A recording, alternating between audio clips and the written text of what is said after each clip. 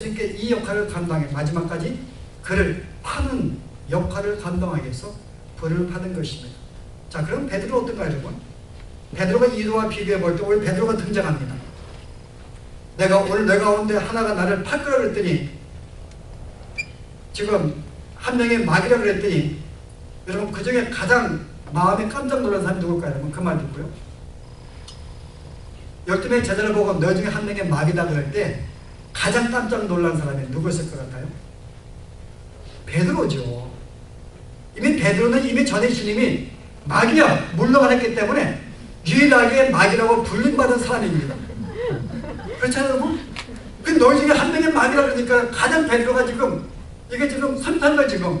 그래서 제일 먼저 뭐라 그래요? 요한에게 야 그럼 누구 좀 알아봐야겠다. 여러분 이 내용이 그냥 나온 게 아니에요. 이미 그 마음속에 뜨끔했다는 것은 벌써 자기도 예수님께 뭔가 어떤 존재로 서 있는지를 알고 있는 존재입니다.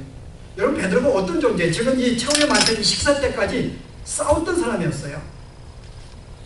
누가 높은 자가 될 것인가? 주님이 왕되면 서로 누가 높은 자가 되려고 싸웠던 이 무리가 조금 전까지 1시간 전까지 싸웠던 무리가 바로 베드로입니다.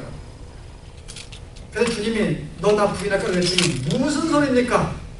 장담했는데요.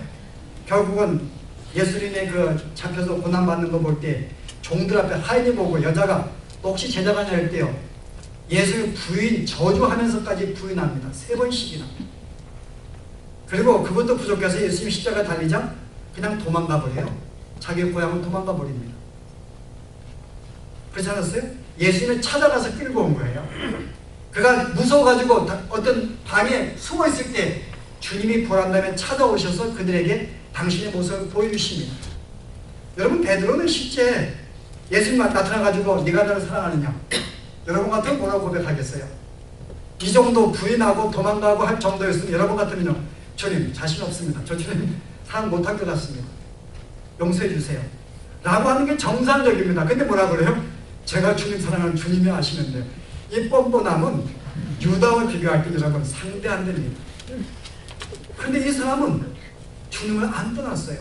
주님을 안 떠난 게 아니죠. 그들은 실은 주님을 버렸지만은 주님이 그들을 끝까지 사랑하셨기 때문에 그들에게 찾아가셔서 당신의 부활을 보여주시고 의심하는 거 확신을 주시고 끌어다가 그에게 예수님을 보여주시면서 믿음을 세워주신 것입니다. 그리고 성령을 그들에게 주셔서 그들의 마음을 붙잡아서 믿음에 떠나지 아니하도록 그것은 뭐예요? 하나님의 그들의 택한 백성이기 때문에 그를 끝까지 그를 붙잡아서 하나님의 자녀로 만들어 주었기 때문에 그가 믿음 가운데 설 수가 있었던 것입니다. 유다와 베드로 이 둘은 아무 차이가 없는 존재입니다. 오늘 이 유다는 누구를 말하고 있는가? 오늘 이 우주의 모든 우리를 말하고 있는 거예요. 남이 아닙니다. 이 나쁜 놈이 아니라 오늘 나도 주님을 이 땅의 모든 사람은 자기의 삶을 추구하기 위해서 종교적인 신앙을 갖습니다. 자기의 목적을 가지고 종교를 갖습니다. 그 자기의 목적이 성취가 안 되면 떠나게 되죠. 이 유다, 왜 유다 여러분? 지금 그 당시 모든 이스라엘 백성이 유대인 유다입니다. 유다의 후손들이에요. 오늘 유다는 당시 모든 이스라엘 백성을 대표하는 나옵니다. 이들은 메시아가 이 땅에 와서 자기들이 원하고 있는 태평을 누리는 왕국을 누리기를 소원하고 메시아를 기다린 거예요. 메시아를 위한 것이 아니라 자기들을 위해서 기다린 것입니다. 이 땅의 지상 왕국, 다윗과 같은 아름다운 왕국, 호강하는 왕국을 위해서요. 베드로는요. 베드로도 우리를 위한, 우리가 똑같은 우리의 모습입니다. 우리가 그런 존재들이에요. 유다와 베드로는 우리의 전형적인 모습들입니다. 끝까지 자기의 목적을 위해서. 근데 차이점이 뭔가? 유다는 하나님이 택하지 않는 자였습니다. 끝까지 사랑하지 않는 자였어요. 그러나 베드로는요. 하나님이 그를 택한 자 끝까지 사랑하셨기 때문에 그 결과로 믿음 가운데 설 수 있었던 자들입니다. 동일한 자지만 한 사람은 하나님이 택한 자였고 사랑한 자였다는 거죠. 오늘 우리가 오늘 이 말씀에 오늘 우리는 베드로가 될 수도 있고 계속 유다로 남을 수가 있습니다. 여러분 어떻게 할 수 있을까? 여러분 스스로가 내가 유다입니까? 베드로입니까? 생각해보면 내가 베드로의 유다예요. 아니 제가 말하는 게 여러분 자신에게 한번 말해보시라고요. 여러분이 베드로 같아요? 유다 같아요? 여러분도 3년 한 5년 쓰임 받다가 원래 기분 나빠 도망갈 수 있어요. 여러분 장담 못합니다. 주님 떠날 수 있습니다. 여러분 한 가지 여러분 테스트할 수 있습니다. 하나님이 이를 위해서 우리에게 끝없이 우리에게 시험을 주세요. 여러분 시험은 하나님의 축복입니다. 하나님은 우리에게 가면 시험이라는 말은 여러분 하나님은 아무도 시험치 아니한다고 말씀했는데 시험을 주다니 여러분 구분해야 돼요. 한쪽에 시험을 안 주는 건 템테이션, 죄를 짓게 만드는 것을 하나님은 안 하십니다. 그런 시험은 결코 안 하세요. 그러나 다른 시험, 테스트, 너가 지금 어떤 자리에 와 있는가, 실력이 어느 정도가 계속 점검하게 만드는 테스트는 주님은 항상 우리에게 주십니다. 이 테스트로 말미암아 진짜 알곡과 가라지, 유다와 베드로가 구분하게 돼 있어요. 유다는 시험이 올 때 떠납니다. 예수님이 씨 뿌리는 부위에서 거기에 돌짝밭 떨어진 것, 가시밭 떨어진 것은 열매를 맺지 못합니다. 근데 돌짝밭 떨어진 씨앗에 예수님이 뭐라 그래요? 저는 환난과 핍박으로 인하여 넘어진 자요. 예수를 믿는데 예수 믿는 것 때문에 내가 육신의 고통을 당하고 핍박을 어려움을 당하면은 이게 무슨 종교냐, 내가 복 받으려고 내가 믿는 건데 내가 이미 내가 버림받아 공격을 당해 친구 떨어져 내가 어려움을 당하니까는 손해를 보니까는 그냥 떠나버립니다. 그게 여러분 시험인 거예요. 시험은 그가 진짜인지 가짜인지를 구분하게 만듭니다. 진짜는 환난을 당해도 핍박을 당해도 그는 신앙을 떠나지 아니합니다. 순간 떠날 수 있어요. 그럼 다시 하나님은 그를 다시 붙잡아서 다시 세워집니다. 제대로 같이요. 영원히 떠나지 아니합니다. 가시밭은 뭐라 그래요? 제가 순간 기쁨으로 복을 받았으나 유다와 같이 3년간 주님과 함께 더욱더 기쁨으로 사역을 감당했습니다. 근데 그가 뭐라 그래요? 그가 세상의 염려와 죄의 유혹에 빠져 결실치 못한 자요. 세상의 염려. 내가 예수 믿는 것 때문에 많은 염려가 생길 수 있습니다. 제가 만들어 보았던 여러분이 같이 공동체 하다가 친구끼리 싸울 수가 있어요, 여러분. 그럼 어떻게 돼요? 차라 내가 여기만 교회 가고 떠날 수 있습니다. 그럼 다른 교회 가면 좋지요. 그러나 이것 때문에 야 기독교가 뭐 이러냐, 사랑이 전부라는데 저렇게 그냥 이기적이고 비판적이고 떠나버리면요, 그럼 교회를 안 찾습니다. 여러분 그게 바로 그냥 하나님 종종 우리에게 천도를 허락해 주시는 거예요. 그게 시험이니까요. 네가 만약에 참된 알곡이면은 친구와 싸워도 혹시 누가 나에게 실망을 줘도 그걸 가지고 떠나지 아니한다 그 말이 참된 믿음. 오히려 그걸 통해서 내가 인내하고 인내가 연단돼서 아름다운 열매를 맺죠. 야고보는 뭐라 그랬어요? 제가 읽고만 하겠습니다. 형제들아, 내가 여러 가지 시험을 만나거든 온전히 기쁘게 여기라. 이는 너희의 믿음의 시련이 인내를 만들어내는 줄 너희가 압니다. 인내를 온전히 이루라. 이는 너희로 온전하고 구비하여 조금도 부족함이 없게 함이니라. 내 신앙이 언제 든든해져요? 비가 많이 든든해지죠. 친구와 싸우고 내가 마음에 안 들고 다툴 때에 그때 내가 한 번 더 인내하고 한 번 더 참음을 통해서 내 신앙은 더 견고해지는 것입니다. 그리고 한 번 인내하면 내 신앙은 점점 주님의 성품을 닮아가는 것입니다. 이런 사람은 알곡이에요.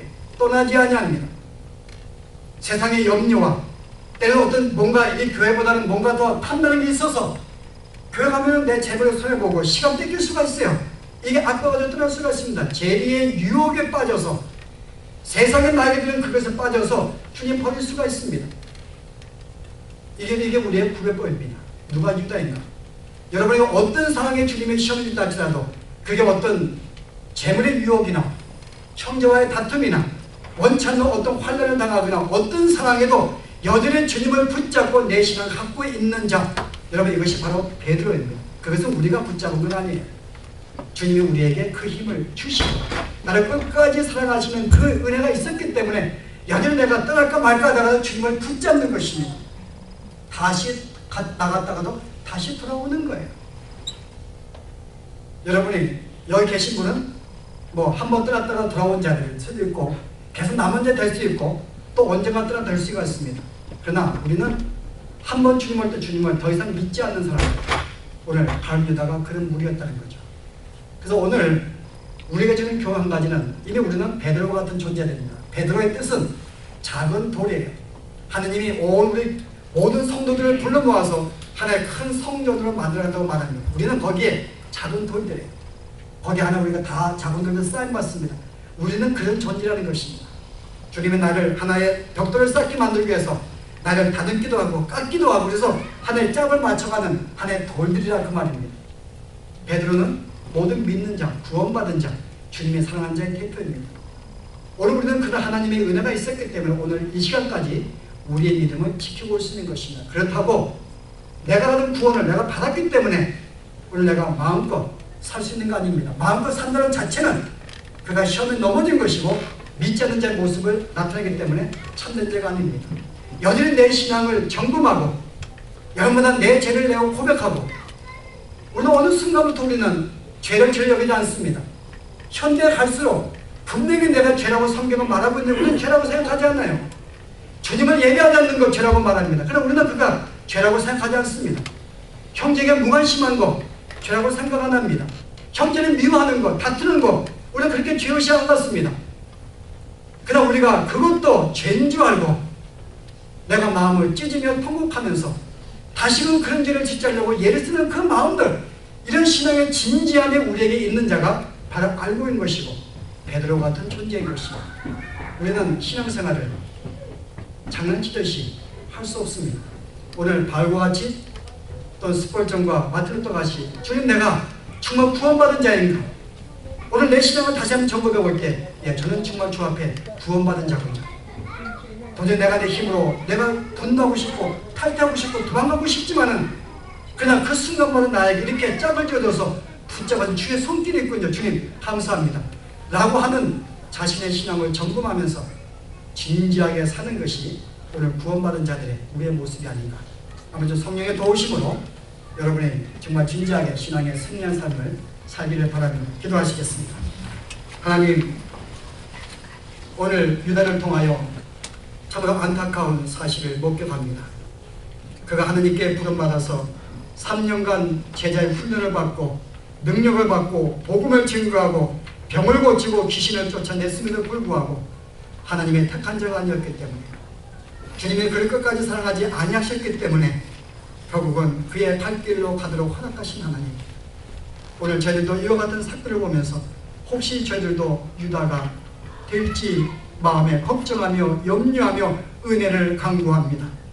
주님, 저희들이 순간마다 넘어질 때에, 저희들이 순간마다 시험 속에 넘어질 때 주님 홀로 두지 마시고 우리를 붙잡으셔서 마치 모든 제자들이 주님을 다 버리고 도망갔음에도 불구하고 그들에게 찾아가서 성령을 주시고 그들의 마음을 붙잡아줘 믿음을 세워준 것처럼 저희들도 순간순간마다 우리를 붙잡아 주시고 우리의 믿음을 세우셔서 하나님의 온전한 사람으로 살아갈 수 있도록 진정 구원받은 사람으로 복된 삶을 살아가도록 저희들을 붙잡아 주시옵소서.